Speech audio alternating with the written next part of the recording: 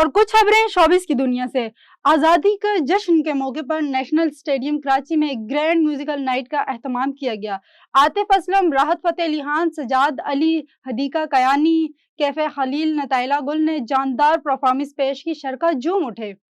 महकमा सकाफत की खुसूसी आज़ादी ट्रेन कराची से थरपार करके रवाना हो गई है। कराची के कैंट स्टेशन पर फनकारों ने फन का मुजाहिरा किया। आज़ादी ट्रेन के शरका ने हर स्टेशन पर कौमी परचम तकसीम किए। यौम आज़ादी की मुनासबत से 78 पाउंड का केक भी काटा गया। पाकिस्तान के मारूफ नौजवान गुलकार हसन रहीम रिश्ते अज़दवाज में मुंसलिक हो गए। हसन रहीम की शादी की वीडियो सोशल मीडिया पर तेजी से वायरल हो रही है, जिस पर मद्दाहों और साथी फनाकारों की जानिब से इन्हें जिंदगी के नए सफर के आगाज की मुबारकबाद दी जा रही है।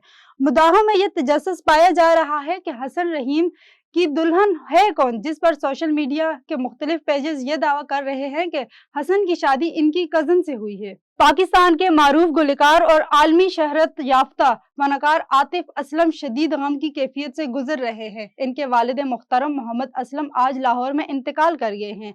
आतिफ असलम अपनी सुरीली आवाज और बैनुल अक़वामी कामयाबी के साथ साथ मजबूत खानदानी इक़्तिदार के हवाले से भी जाने जाते हैं। अक्सर अपने वालिदैन की गैर मुतज़लज़ल हमायत का जिक्र करते रहते हैं। मोहम्मद असलम की वफात की तस्दीक के बाद मद्दाहों, साथी फनकारों और दुनिया भर से चाहने वालों की जानिब से ताज़ियाती पैगामात का सिलसिला शुरू हुआ।